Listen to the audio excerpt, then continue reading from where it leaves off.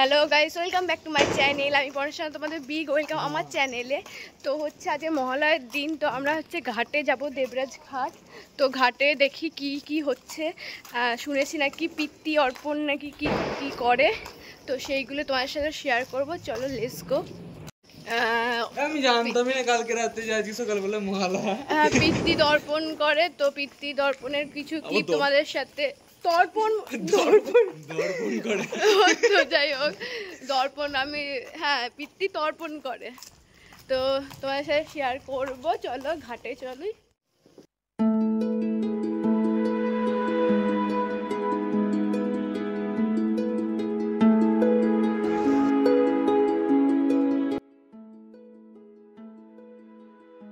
অনেক ভিড় হয়েছিল, তোমরা দেখতে পাচ্ছ। গঙ্গার জলও অনেকটা বেড়েছিল, তার জন্য পুলিশ প্রশাসন সবসময় দাঁড়িয়েছিল, তাদের কাজ করে যাচ্ছিল কোনো মানুষের যাতে কোনো অসুবিধা না হয়।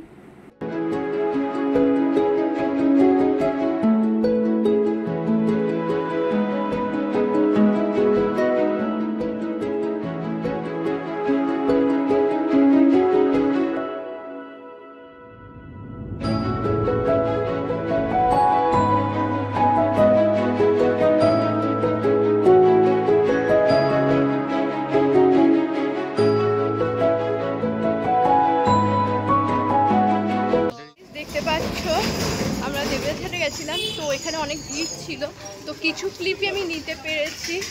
তো এবার সকাল সকাল আজকে মহালয়া দেখে মনেই হচ্ছে না, মহালয়া আজকে মনে হচ্ছে না। আগেকার দিনকে কি হতো, আগেকার দিনে হচ্ছে একটা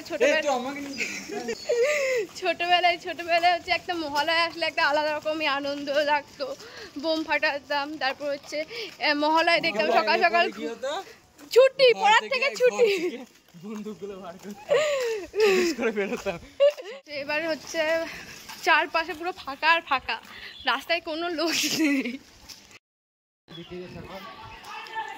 সেরকম বোমও ফুটছে না, কিছু বলার নেই। এখানে হচ্ছে অনেক কটা বাচ্চা ছেলে পেলে আছে যারা বোম ফাটাচ্ছে, আর কিছু হচ্ছে না। বললাম না, এবার অতটা পুজোতে কোনো ইয়ে নেই, ওই আজ যে করে যে ঘটনা এখনো পর্যন্ত পাইনি এখনো পর্যন্ত আমরা। তো দেখা যাক কি হয়, কি বৃত্তান্ত। এবার হচ্ছে আমরা হাড়িমায়ের দর্শন করতে যাচ্ছি। হ্যাঁ, তো হাড়িমায়ের পুজো হচ্ছে, তো দেখো ক্লিপ নিচ্ছি।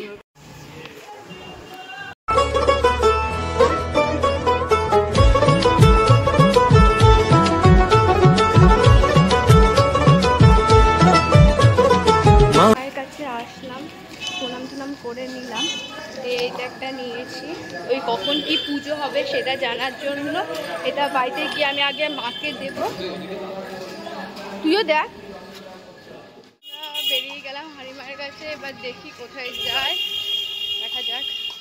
ভাই একটু নাচ করছিল, দিয়ে বলছিলাম ভিডিও কর, তাই ভিডিও করছিলাম। তোমাদের যদি ভিডিওটা ভালো লাগে লাইক কমেন্ট শেয়ার করে, দেখা হচ্ছে নেক্সট ব্লগ ভিডিওতে। টাটা এখনকার জন্য, সবাই ভালো থেকো, সুস্থ থেকো, আর সবাইকে জানাচ্ছি শুভ মহালয়ার প্রীতি ও শুভেচ্ছা।